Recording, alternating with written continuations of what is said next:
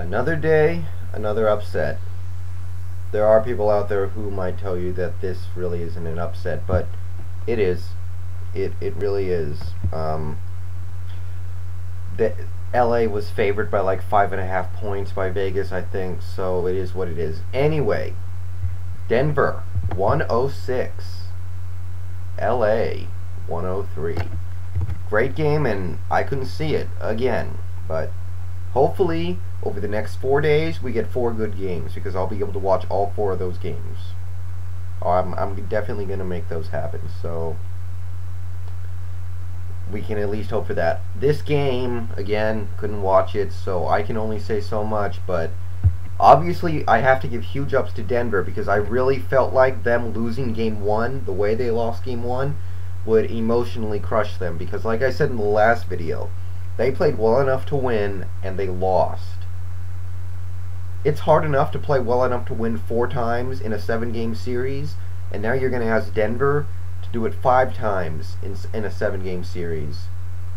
I didn't see it, but now they've stolen home court. They have an opportunity to get this series to 3-1 just by protecting their home floor. I don't think they'll do it, but they have a really good opportunity to do it now. So this game, Melo, not as efficient, but he got his points. I mean, he wasn't hitting his threes tonight. He missed some free throws. He shot a pretty poor percentage, but he was getting rebounds, getting second chance points, and he definitely played well.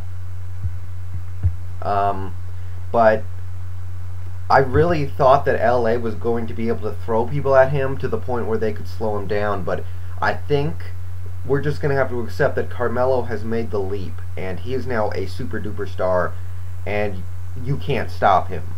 The only player who can stop Carmelo is Carmelo at this point.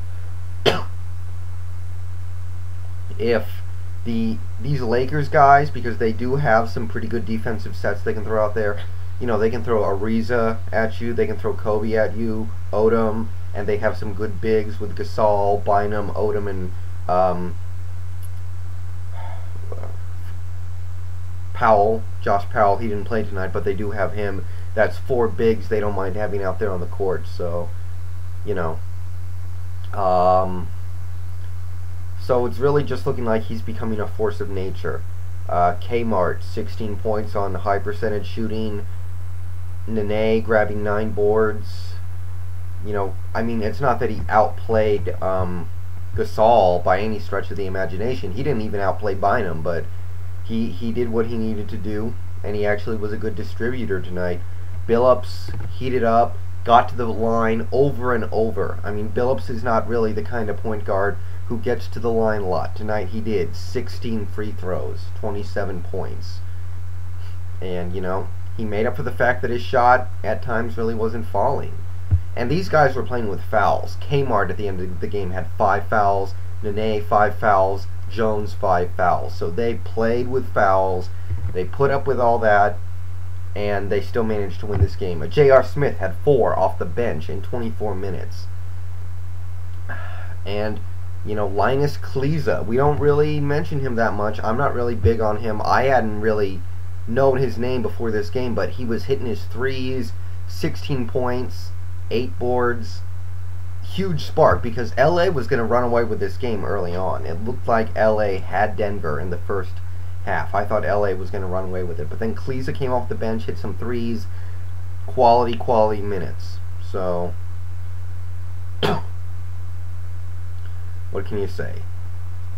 Because again, J.R. Smith was terrible. Chris Anderson really didn't bring anything. So, you know, those 2 guys, I know the games were in LA, but you got to be better than that. For the Los Angeles side, I don't know where they went wrong. I mean, Kobe was great. 32 points, 10 of 10 from the line, hit a couple threes, 5 boards. Nothing bad to say about him. Ariza's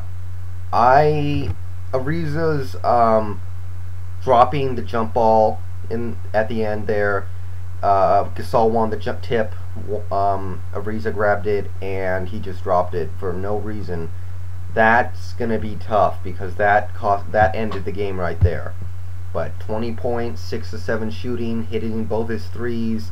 shooting 75 from the line, 4 steals, including a couple big ones down the stretch.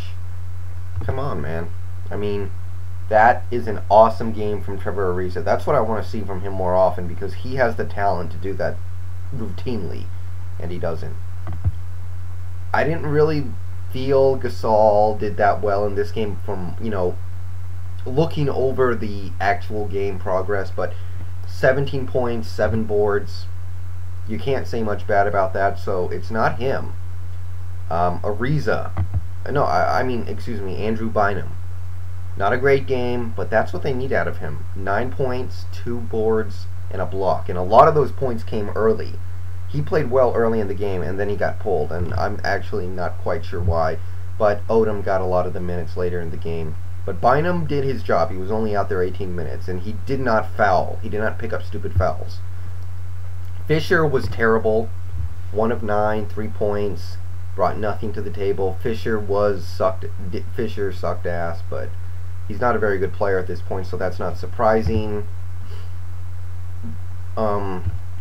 Even off the bench, I do have to call out a guy like Vujacic, who played 6 minutes and managed to take 4 shots, even though he doesn't have a shot right now.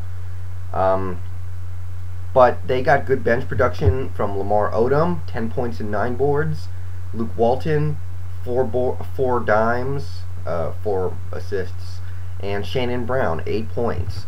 That's pretty good from these guys. They got 22 points off the bench. That's good. That's actually more than what Denver got. Denver got 21. LA got 22.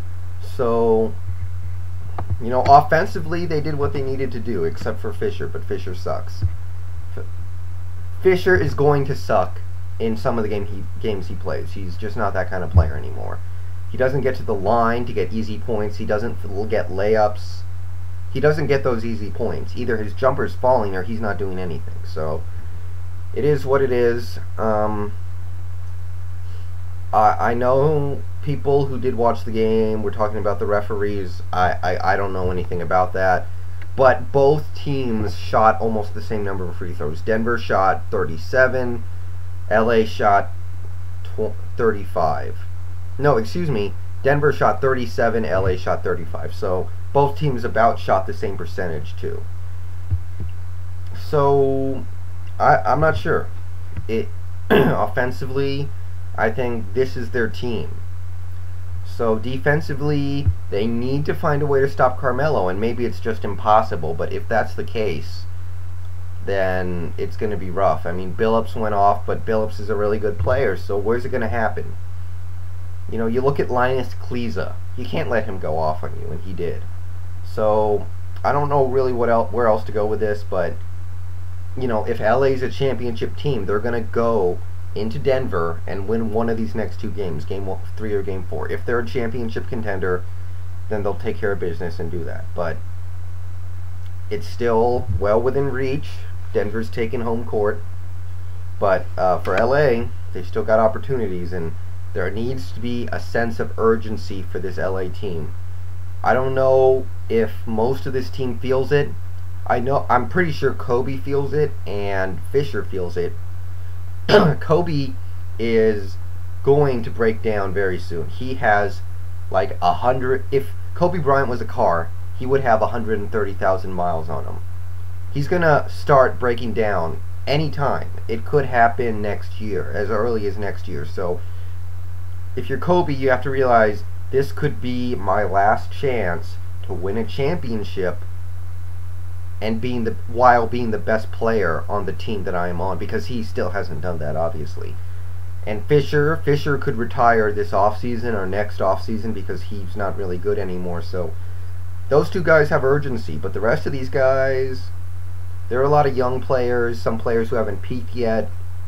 I don't know, but Kobe and Fisher need to kind of instill that urgency into them. So that's something I would like to see. But Denver won. Awesome game, no doubt. Again, I didn't get to see it, but I can tell it was awesome. Carmelo is making the leap. Going to be an awesome series, no doubt. I still think LA will win, and tomorrow I'm pretty much positive Cleveland will win, but that's all I'm going to say for now, so I'm out.